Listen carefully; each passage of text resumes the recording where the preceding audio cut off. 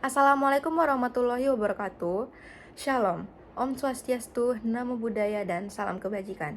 Perkenalkan, nama saya Aulia Rahayu Kurnia dengan NPM 2341036. Mari kita panjatkan puji dan syukur kepada Allah Subhanahu wa Ta'ala, Tuhan Yang Maha Esa, atas berkat rahmat dan karunia-Nya. Hari ini saya bisa membuat video edukasi tentang cara mengatasi kemiskinan dalam masyarakat perkotaan.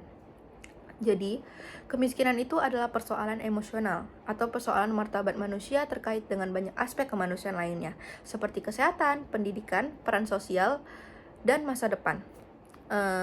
Realitas kemiskinan ke depan perlu dipahami dalam konteks saling ketergantungan dan adanya kondisi kerentanan, ketidakberdayaan, dan ketidakmampuan menyampaikan aspirasi serta tersingkir.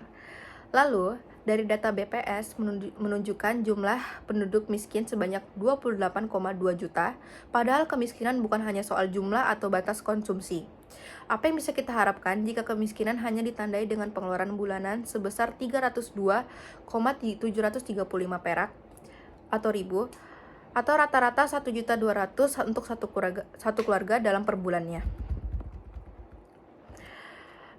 Oleh karena itu, ironis jika kemiskinan hanya didasar pada garis kemiskinan yang ditetapkan oleh pemerintah.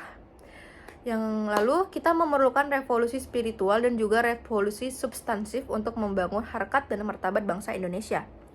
Yang pertama itu memastikan bahwa hak-hak dasar masyarakat miskin diakui. Pernyataan politik saja tidak cukup, namun kita harus memastikan dalam setiap kebijakan dan tindakan bahwa hak-hak dasar masyarakat miskin tidak akan dikhianati atau dibohongi. Lalu yang kedua itu hak-hak dasar masyarakat miskin tidak dapat diberikan atau diambil karena merupakan hak, dalam arti hak kepemilikan tertinggi. Oleh karena itu, peran negara di sini adalah menghormati, melindungi, dan melakukan hak-hak dasar masyarakat miskin. Ketiga itu, dalam menjalankan tanggung jawab dan kewajibannya untuk menghormati, melindungi, dan melaksanakan hak masyarakat miskin, negara harus peka dan aktif melakukan kegiatan politik yang tidak diskriminatif. Lalu yang keempat atau yang terakhir, bidang-bidang strategis untuk pengentasan kemiskinan sangat-sangat bergantung pada konteks regional dan sektoral, dan tidak dapat digeneralisasikan tetapi harus dapat diterima. Lalu, kemiskinan di perkotaan masih menjadi permasalahan yang belum terselesaikan sampai sekarang. Padahal menurut data BPS, angka kemiskinan perkotaan pada Maret tahun 2023 lebih tinggi dibandingkan sebelum pandemi atau COVID-19, yaitu 2019. Lalu penyebab terjadinya kemiskinan di perkotaan itu adalah banyak dari mereka yang masih terjebak dalam lingkaran kemiskinan karena sulitnya mencari pekerjaan dan tingginya biaya hidup di kota, membuat situasi saat ini semakin buruk. Selain itu, karena sulit mendapatkan pekerjaan yang layak dan mendapatkan upah yang cukup, mereka jadi tidak bisa keluar dari